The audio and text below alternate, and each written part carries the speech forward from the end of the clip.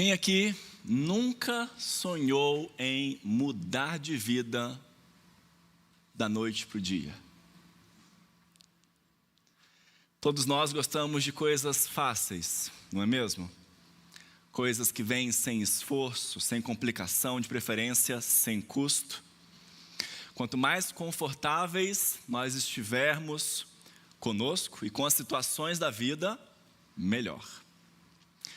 Muitas pessoas têm o hábito de investir bastante, entre aspas, em bilhetes de loteria, sonhando em mudar suas vidas de uma hora para outra. Na última Mega Sena da virada, por exemplo, o prêmio acumulado ultrapassou 635 milhões de reais e cerca de 484 milhões de apostas foram registradas. Mais de 2 por brasileiro. Nos últimos meses, nós vimos um crescimento vertiginoso das bets, as empresas aí de apostas online, tipo jogo do tigrinho. Eu espero que você não esteja envolvido nisso, não tenha entrado nessa, mas a estimativa é que só nos primeiros 7 meses de 2024, cerca de 25 milhões de novos usuários começaram a fazer apostas online. Na área da alimentação, é comum nós vermos propagandas de produtos ou métodos que prometem que você vai emagrecer sem necessidade de uma dieta balanceada ou daquele exercício físico que a gente tanto teme. Essas promessas atraem muito, mesmo que os resultados sejam temporários ou até prejudiciais. Nas redes sociais de maior sucesso, todo dia aparece um novo curso ou um novo aplicativo que garante que você vai aprender alguma coisa, uma habilidade nova, um idioma, em 10 dias, ou ficar rico trabalhando poucas horas por semana. Todos esses exemplos exploram o nosso desejo de alcançar objetivos sem o esforço e o tempo normalmente necessários. Eles mostram como a nossa natureza humana busca facilidades, mesmo quando o custo real pode ser muito maior do que nós imaginamos. Mas quer saber a pior parte disso tudo? Essa mentalidade das coisas que chegam de maneira fácil para a gente, muitas vezes se infiltra em nossa vida espiritual. Nós queremos as bênçãos de Deus, mas sem o compromisso com Ele. Queremos a paz que excede todo entendimento, mas nenhum tipo de desafio para a nossa vida. Queremos o céu, mas sem carregar uma cruz. Dietrich Bonhoeffer, um pastor que viveu na Alemanha nazista, citado aqui há algumas semanas, chamou isso de graça barata. Ele disse o seguinte: graça barata é você aceitar o perdão de Deus sem a transformação da sua vida. É você participar da ceia do Senhor sem arrependimento. É você proclamar o amor de Deus sem compromisso com a vontade dele. Por que é que ele chama isso de graça barata? Porque ela é oferecida sem custo para nós, mas também porque ela é vazia, ela é sem profundidade, sem um poder real de mudar a nossa vida. Mas o que a Bíblia nos traz, meus queridos, é que Jesus não nos oferece uma graça barata. A sua graça é verdadeira, profunda e poderosa. E embora seja gratuita, é verdade, ela tem um custo. Não um custo financeiro ou algo que nós possamos conquistar com nossas próprias mãos, mas um custo que envolve o nosso coração, a nossa vida, o nosso compromisso com Ele. A graça verdadeira nos transforma, nos desafia e nos chama para um caminho de entrega total a Jesus. E é aqui que entra o paradoxo que nós vamos meditar hoje: perder a vida para ganhá-la. Eu quero ler com você o Evangelho de Marcos, em seu capítulo 8, versículos 34 a 39, o texto está para você aqui na tela. Se você tiver a Bíblia, abra, nós vamos voltar no texto algumas vezes ao longo da mensagem. Queremos nos aprofundar nesse paradoxo para entendê-lo plenamente, se é que é possível. E assim o nosso desejo é que Deus nos abençoe na leitura e meditação da sua palavra. Amém? Marcos 8, versículos 34 a 39, a palavra do Senhor diz: Então, convocando a multidão e juntamente os seus discípulos, disse-lhes: Se alguém quer vir após mim, a si mesmo se negue, tome a sua cruz e siga-me. Quem quiser, pois, salvar a sua vida, perdê-la-á. E quem perder a vida por causa de mim e do Evangelho, salvá-la-á.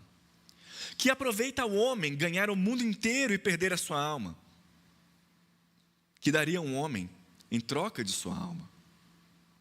Porque qualquer que nessa geração adúltera e pecadora se envergonhar de mim e das minhas palavras, também o Filho do Homem se envergonhará dele quando vier na glória de seu Pai com os santos anjos. Queridos, para nós entendermos bem o paradoxo de hoje, perder para ganhar, nós precisamos olhar para esse texto e observar o momento em que Jesus disse essas palavras. Esse é um texto que aparece nos 3 evangelhos sinóticos, Mateus, Marcos e Lucas. Com poucas diferenças entre um e outro, então a gente pode continuar aqui com o texto de Marcos. E aqui nós estamos no momento de grande virada dos evangelhos, na narrativa dos evangelhos. Até aqui, Jesus fora batizado, realizou grandes milagres na frente dos seus discípulos e da multidão que o seguia. Volte aí algumas páginas da sua Bíblia e você vai ver as inúmeras curas, as expulsões de demônios, a multiplicação, aliás, pelo menos 2 multiplicações de pães e peixes, e até mesmo o momento em que Jesus acalma uma tempestade e os discípulos se maravilham e perguntam: quem é esse que até os mares, que até a natureza obedece? E quando as pessoas viam Jesus fazer isso, elas se interessavam cada vez mais por ele e passavam a segui-lo. Muitos começavam a ficar entusiasmados, achando que aquele ali seria o líder político que resolveria todos os problemas de Israel. Até um determinado momento, em que Jesus chama os seus discípulos mais para perto e pergunta assim: vem cá, o que as pessoas estão falando sobre mim? Quem é que eles dizem que eu sou? E então eles começam a responder: olha, uns dizem que você é Elias. Outros estão falando que você é algum dos profetas. Então Jesus chama de novo eles e pergunta: e vocês? Vocês dizem que eu sou quem? Que eu sou o quê? Pedro, o mais entusiasmado ali dos discípulos, responde sem titubear: tu és o Cristo, o Filho do Deus vivo. Correto? Correto, corretíssimo. Tudo belezinha. Então os discípulos, meus queridos, tinham tudo para pensar que a partir de agora eles iam continuar caminhando em outras cidades, vendo os milagres que Jesus ainda faria. Só que é exatamente aqui que o discurso começa a mudar. E não só o discurso de Jesus, o seu destino também. Agora a pergunta não passa mais a ser quem é Jesus, mas sim para que Deus enviou Jesus. Qual era o seu destino, qual era a sua missão? A partir de agora, os evangelhos passam a mostrar Jesus não mais caminhando em diversos povoados e cidades, pregando, ensinando o evangelho, curando, realizando milagres, mas sim a caminho de Jerusalém, a caminho da sua morte. Jesus começa, a partir daqui, não mais a ensinar por parábolas, mas de uma maneira bem clara, que ele sofreria nas mãos das autoridades, que ele seria morto e depois ressuscitaria. E então, quando esse discurso começa a mudar, a mente dos discípulos dá um tilt. Pedro, que havia acabado de dar a declaração mais marcante a respeito de Jesus, foi o primeiro a repreendê-lo. Logo antes aqui do nosso texto, no versículo 32, diz que Pedro chama Jesus à parte e começa a reprová-lo, a discutir com Jesus: mestre, isso não pode te acontecer, não fala isso. E nesse momento, Jesus deixa claro que a sua missão não era atender às expectativas humanas, mas trazer redenção por meio da cruz, por meio do seu sofrimento. E ele vai ainda além, irmãos. Ele explica que todo aquele que deseja segui-lo tem um destino parecido com o dele. E aqui está o grande paradoxo da vida cristã: perder a vida para salvá-la.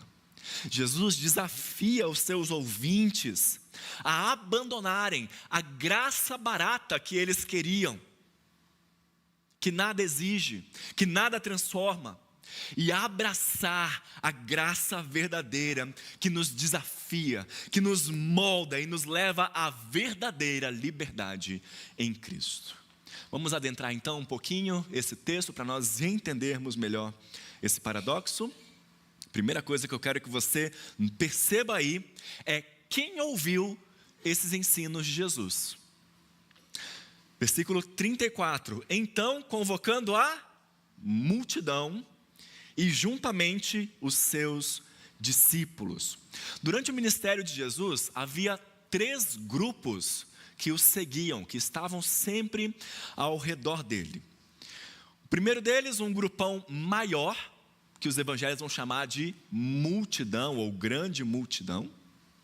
Dentro desse grupo, um grupo um pouco menor, chamado de discípulos. E dentro desse grupo menor, um grupo mais restrito ainda, composto pelos 12 apóstolos. Essa multidão aqui é como um rosto sem nome. É como uma zona neutra. Eles seguiam a Jesus, mas não tinham interesse em se comprometer com Ele. Essa grande multidão, irmãos, é um exemplo para nós de que há pessoas que tentam seguir Jesus sem compromisso. Ou seja, sem levar em consideração o custo do discipulado, de se tornar um discípulo dele. São pessoas simplesmente curiosas, que retêm apenas aquilo que as agrada e descartam as outras coisas, principalmente quando essas coisas as incomodam. E é por isso que Jesus faz questão de não dar esse ensino somente para Pedro ou somente para os 12. Ele chama a multidão. Ele diz: vem cá, todos vocês que estão aqui precisam entender uma coisa.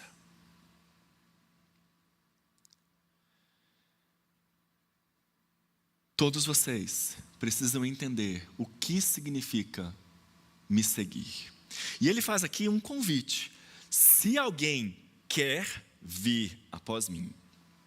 Essa frase nos mostra algo muito importante.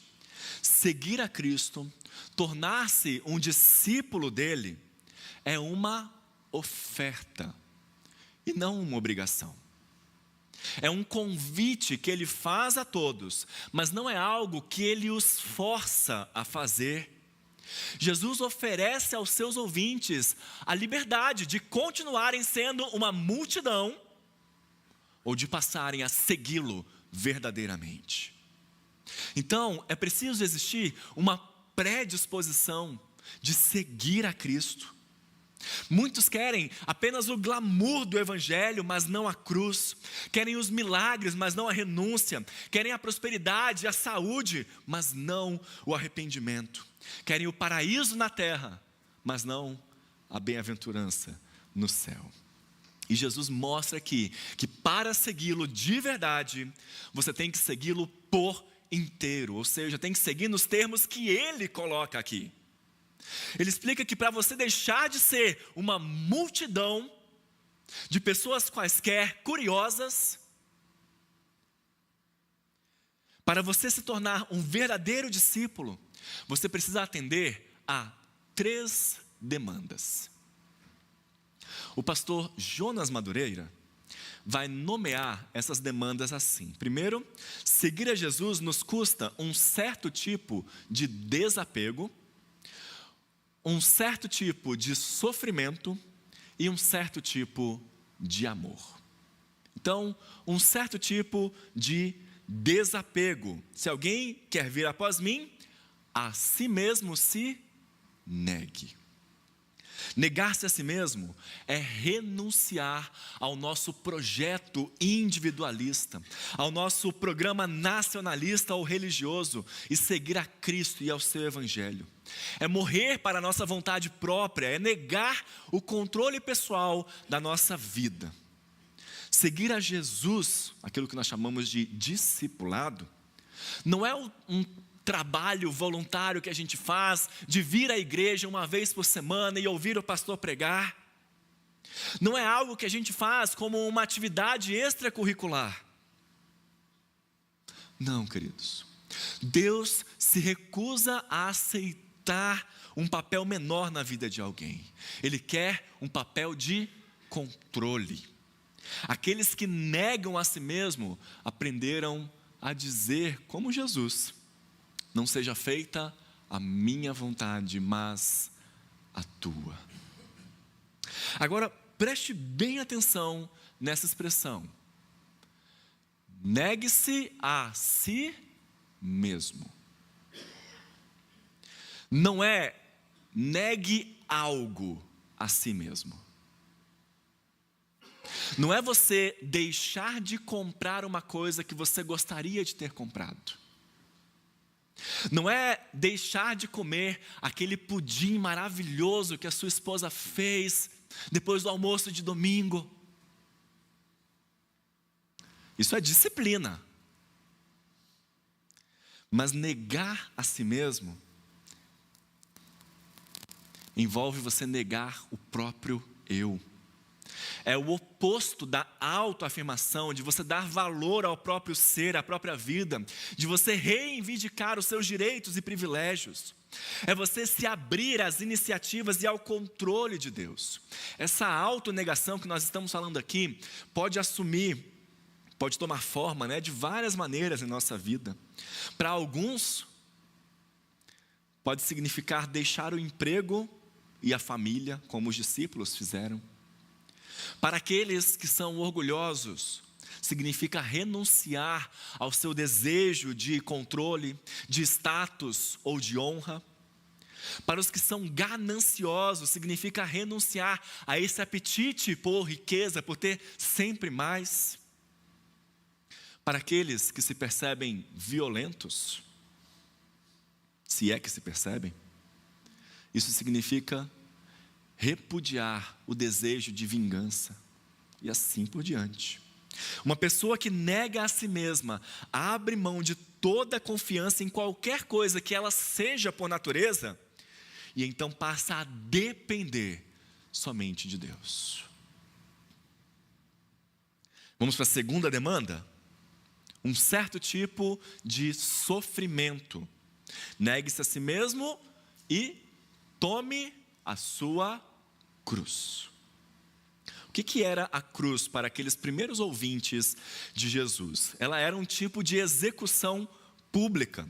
Inclusive Cícero, um cônsul romano que viveu um pouco antes aqui de Jesus, ele escreve que a crucificação era uma pena cruel e repugnante. E ele classifica assim, ele diz: essa é a pior das torturas infligidas às pessoas.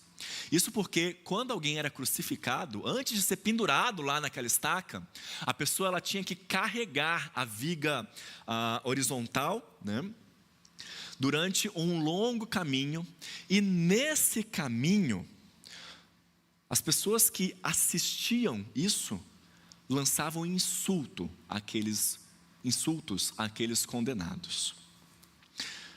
Em outras palavras, o sujeito que carregava uma cruz tinha sido banido da sociedade. E isso nos ajuda a entender, meus irmãos, que o que Jesus está falando aqui é que quem quer segui-lo deve estar disposto a encarar literalmente o desprezo de outras pessoas e inclusive a morte. Aquilo que um condenado fazia debaixo de uma coação, o discípulo de Cristo faz de boa vontade. Ele voluntária e decisivamente aceita a dor, a vergonha e a perseguição. David Garland, um comentarista do Evangelho de Marcos, resume de forma, na minha opinião, excepcional esse ensino. Ele escreve assim: tomar a sua cruz significa que você tem que se matricular na escola do sofrimento. Olha que pesado.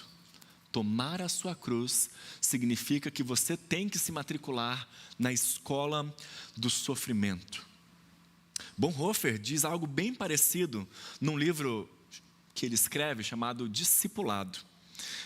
Em certa parte do livro ele diz: assim como o Cristo só é Cristo sendo aquele que sofre e é rejeitado, também o discípulo só é discípulo no sofrimento e na rejeição, como se com Cristo fosse crucificado.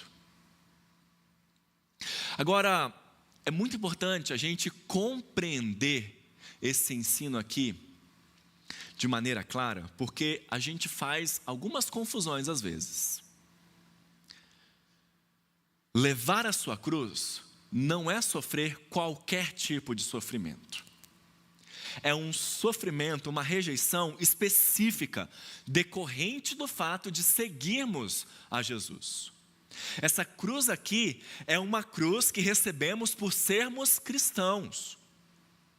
Então, se você não se planeja financeiramente, está cheio de dívidas, se você não cuida da sua saúde e acaba ficando doente, se você participa aí de discussões, de brigas por causa do seu orgulho e acaba não falando mais com a sua família, com pessoas da sua igreja,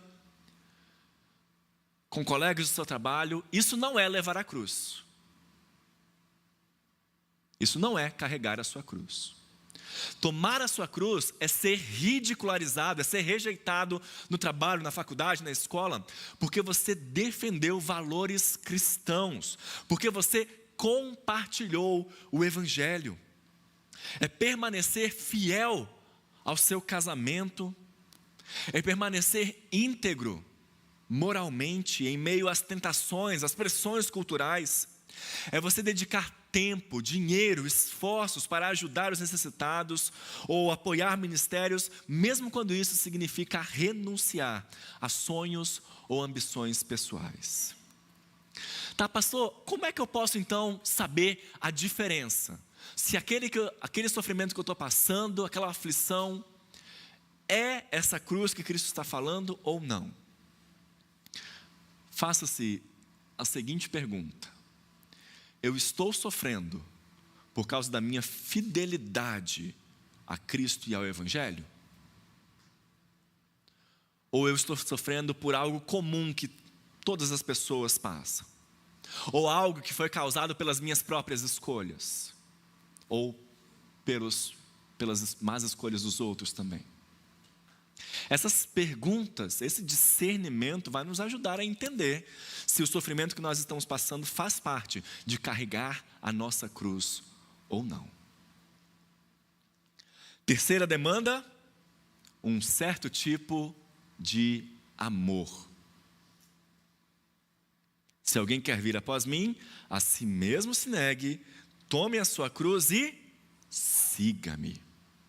Jesus diz a seus discípulos para seguirem o caminho que ele escolheu, não o caminho que eles escolheriam para si mesmos. Seguir o Mestre significa colocar a sua confiança nele, andar nas suas pegadas, obedecer aos seus mandamentos. Seguir o Mestre, nós ouvimos hoje pela manhã, significa você esperar quando você gostaria de avançar. Nesse sentido, meus irmãos, a vocação para o discipulado demanda que alguém abandone completamente o seu desejo natural de buscar conforto, fama ou poder, e até mesmo o instinto de nós preservarmos a nossa própria vida a todo custo. Seguir a Cristo é imitá-lo, é fazer o que ele faria em nosso lugar. E aqui eu preciso observar mais uma vez, já citei isso aqui em algumas oportunidades, sobre o perigo de nós basearmos a nossa vida na pergunta: em seus passos, o que faria Jesus? Isso porque esse princípio pode parecer um princípio muito bonito, mas na prática, dificilmente você vê as pessoas indo na Bíblia procurar o que Jesus faria. Você vai procurar o Jesus construído na sua mente, o Jesus que o ateu espera no seu discurso, o Jesus dos filmes, das séries, dos desenhos, para chegar provavelmente numa conclusão precipitada. Cada um vai acabar respondendo de acordo com a imagem de Jesus que tem na sua cabeça. E é por isso que é importante a gente frisar que seguir a Jesus tem a ver com conhecê-lo, e conhecê-lo tem a ver com conhecer a sua palavra. Aquele que tem os meus mandamentos e os guarda, esse é o que me ama. Então, quando falamos sobre seguir a Jesus e fazer o que ele faria, é muito importante que você vá para a Bíblia conferir isso. Seguir a Jesus é mais do que admirar os seus milagres, mas é imitar o seu exemplo de amor, obediência e entrega. Não é apenas apreender mentalmente os seus ensinos, mas caminhar como ele caminhou, amar o que ele ama e rejeitar o que ele rejeita.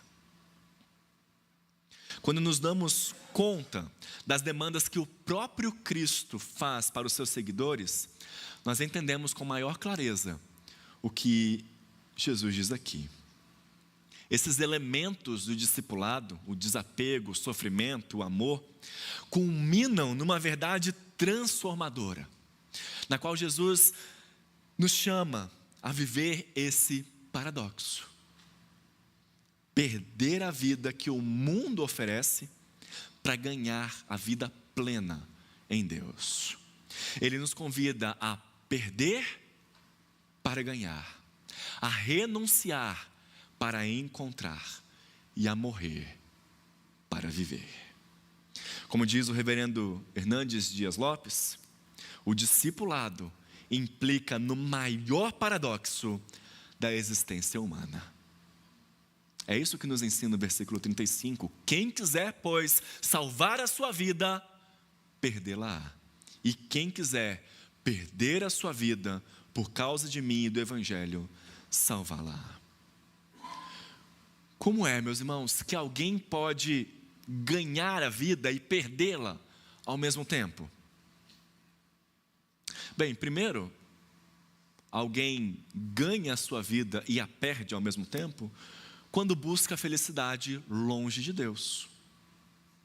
Vejam, nós vivemos numa sociedade que é quase que obcecada pelo prazer, obcecada para que você se sinta bem, onde muitas pessoas acreditam que a felicidade está em satisfazer, em dar vazão para os seus desejos imediatos. Afinal, se você está sentindo, isso é legítimo, isso é bom. E onde é que as pessoas buscam satisfazer os seus prazeres? As suas maiores vontades?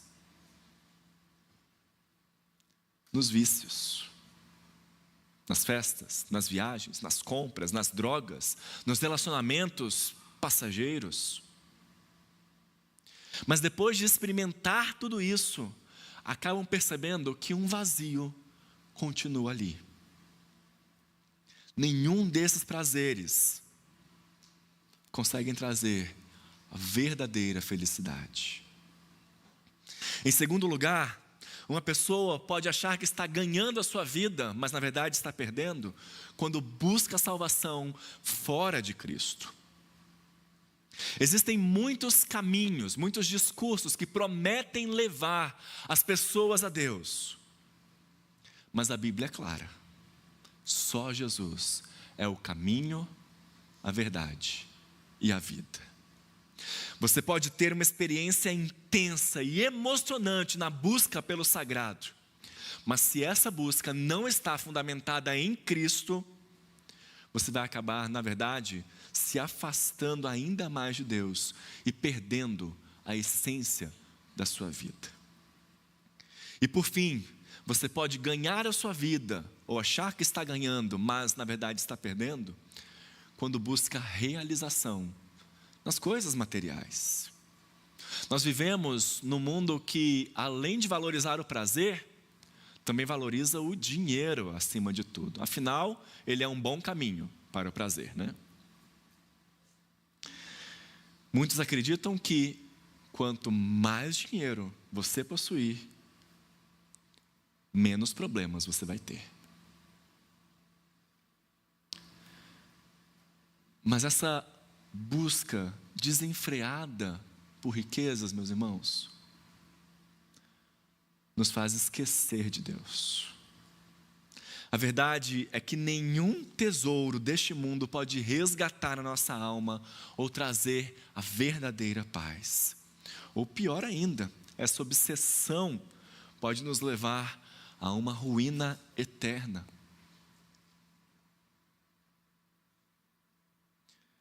Então, o que significa perder a vida para ganhá-la? Ora, para o homem natural, sem Cristo, seguir a Jesus parece uma perda de tempo. As coisas espirituais parecem absurdas, fora de lógica. Nós ouvimos semana passada aqui, a sabedoria deste mundo não vai compreender a sabedoria de Deus. As pessoas consideram tolice abrir mão das suas riquezas, dos prazeres nessa vida para buscar uma herança eterna. Mas para quem tem os seus olhos fixos em Cristo, essa renúncia não é uma perda, mas é um ganho que transcende a vida. Para o homem natural, renunciar às coisas agora, em troca de uma esperança futura, é algo completamente insensato, inconcebível. Eles vivem sem esperança real, com os olhos voltados somente para o presente. Os seus tesouros e o seu coração estão limitados somente a este mundo, a essas coisas que eles têm agora. Mas para nós cristãos, a nossa perspectiva é completamente diferente. O cristão sabe que este mundo é passageiro, que a sua verdadeira pátria está no céu. Ele vive em busca de uma herança incorruptível, de uma recompensa eterna e que nunca passará. Então, perder a vida para ganhá-la é reconhecer que aquilo que o mundo valoriza, o poder, o status, a riqueza, os prazeres, não podem satisfazer plenamente o coração humano. É abrir mão dessas coisas para encontrar em Jesus tudo aquilo que nós precisamos. Quando vivemos para Deus, meus irmãos, o nosso foco muda. Os nossos desejos não são mais definidos por este mundo, mas pela eternidade. Talvez um dos homens que mais foi exemplo disso, uma pessoa que tentou ganhar a vida, mas acabou perdendo, foi Salomão. Deus deu a ele sabedoria mais do que todas as pessoas antes dele, depois dele. Riquezas e poder como nenhum outro rei. Ele tinha tudo que muitos consideram essencial para ser feliz: palácios, terras, ouro, prata, uma vida cheia de prazeres.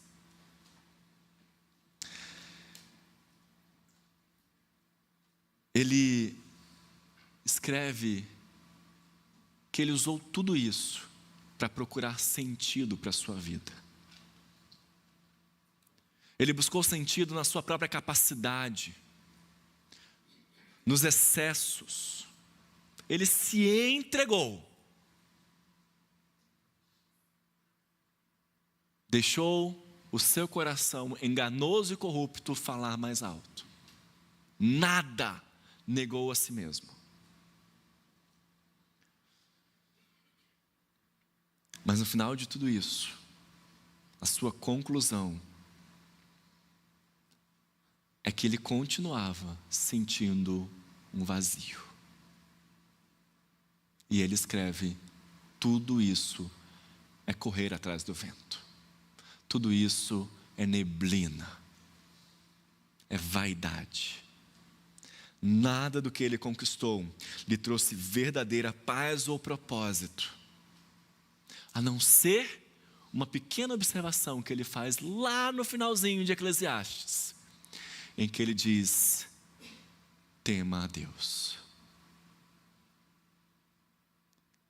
Eu encontrei propósito em temer a Deus. A lição de Salomão é poderosa, meus irmãos. Buscar ganhar a vida com base no que este mundo oferece resulta num vazio. É só ao temer a Deus, ao seguir a Cristo, ao andar em seus caminhos, que nós encontramos verdadeira alegria e sentido para a nossa existência. E a partir desse paradoxo, então, nós somos chamados a refletir: qual é o custo que nós estamos dispostos a pagar para seguir Jesus?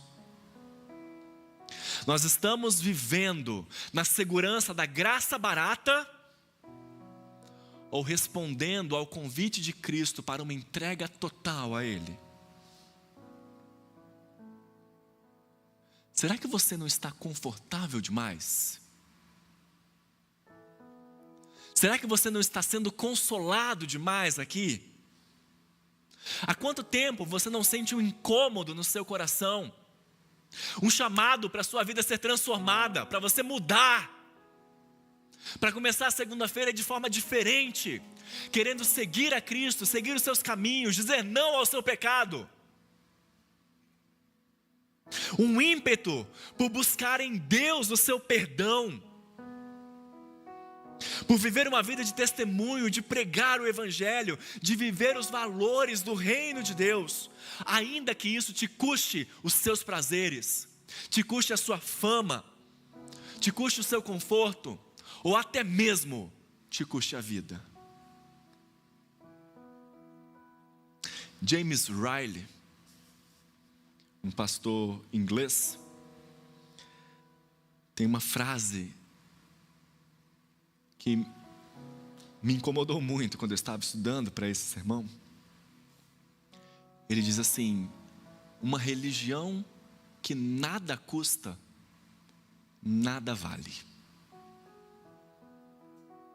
Uma religião que nada custa, nada vale. Jesus nos chama a uma vida de entrega total, onde o aparente perder traz o verdadeiro ganhar. E isso significa abrir mão do nosso controle, abandonar os valores efêmeros do mundo e viver para algo eterno e duradouro.